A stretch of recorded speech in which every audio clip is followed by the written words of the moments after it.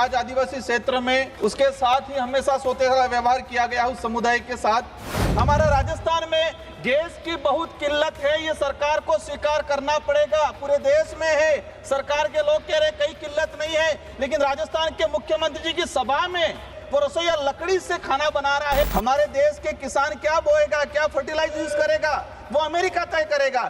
जनता के कल्याण में मैं इस विधेयक का विरोध करती हूँ। बहुत बहुत शुक्रिया। धन्यवाद। माननीय राजकुमार जी, माननीय राजकुमार जी।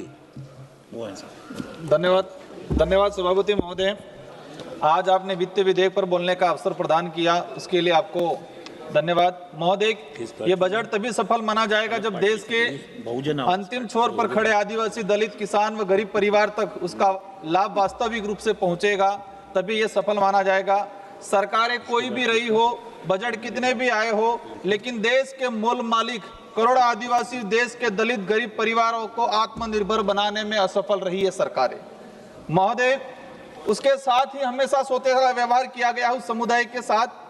उसका दुष्परिणाम ये रहा है कि आज आदिवासी क्षेत्र में बुनियादी सुविधा जैसे शुद्ध पीने का पानी नसीब नहीं हो रहा है। शिक्षा, स्वास्थ्य के क्षेत्र में भौतिक ढांचे एवं मैन पावर के आज भी अभाव है।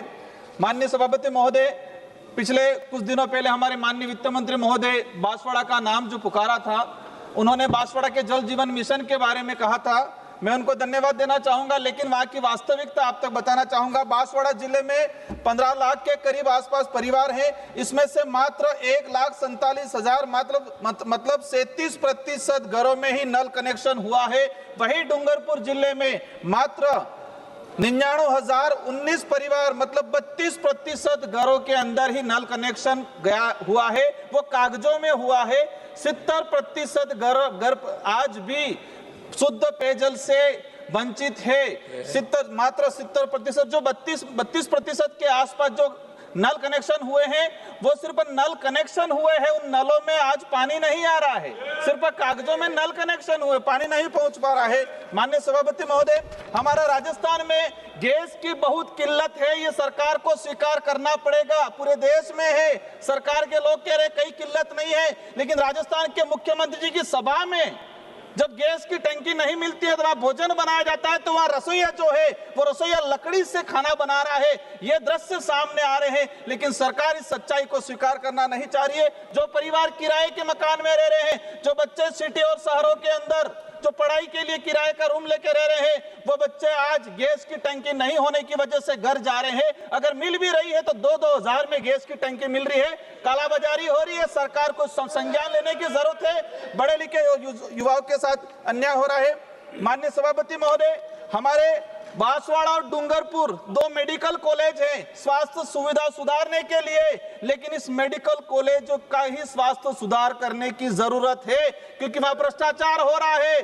वहां पर पानी निकासी की, बारिश में पानी भर जाता है मेडिकल कॉलेजों के अंदर, पार्किंग की सुविधा नहीं है। वहां पर जो एक तरफ बनता जा रहा है, दूसरी तरफ टूटता जा रहा है, तो ये पैसा भ्रष्टाचार की भेंट चढ़ रहा है। किसी प्रकार की सही मॉनिटरिंग नहीं हो पा रही है। माननीय सभापति महोदय, हमारे देश का किसान उसके खेत में कौन सा बीज बोएगा, उस बीज से जो फसल पैदा हो रही है उसके लिए क्या, कौन सा खाद, कौन सा फर्टिलाइजर उपयोग किया जाएगा, और उस किसान जो खेत से अनाज जो पैदा कर रहा है उसकी रेट क्या होगी, ये तय ट्रम्प डील के माध्यम से क्या अमेरिका करेगा?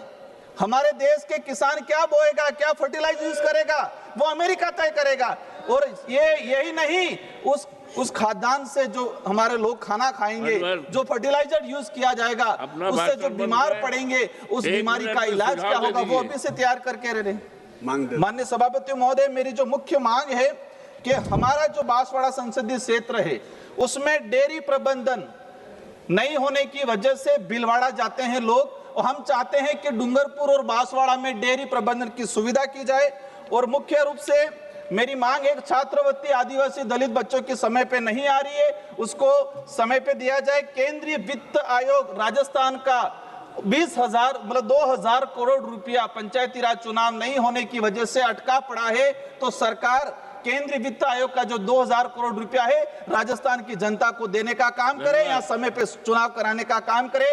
आंगनवाड़ी कार्यकर्ताओं को अस्थायी किया जाए, वो लोग हर संकट में खड़े रहते हैं, उनको भुगतान सही समय पे नहीं मिलता है, और मिलता है तो वो भी थोड़ा बहुत मिलता है, तो इन महिलाओं के हित में काम किया जाए। अंतिम में कहना चाहूंगा, माइक्रो फाइनेंस कंपनियां आदिवासी इलाके के अंदर 22 से 25% ब्याज पे पैसा देके आदिवासी समुदाय की गरीब महिलाओं को लूटने का काम करते हैं, उनको प्रताड़ना करने का काम करते हैं। तो मैं चाहूंगा एक माइक्रो फाइनेंस कंपनियों पे बैंड लगाया जाए जो 22 से 25% ब्याज लेते हैं। आदिवासी इलाके में शिक्षा का अभाव रहता है, वो लोग समझ नहीं पाते उनकी गणित को, उनको बॉन्ड किया जाता है, और जब वो पैसा नहीं भर पाते हैं तो उनसे उनके बकरे लिया जाते हैं, उनसे वहां के मुर्गा, उनके पशु चुरा लेने का काम करती है माइक्रो फाइनेंस कंपनियां, उन पे बैंड लगाया जाए। धन्यवाद सभापति महोदय। जय श्री राम, जय उद्यान नरेश। अध्यक्ष महोदय।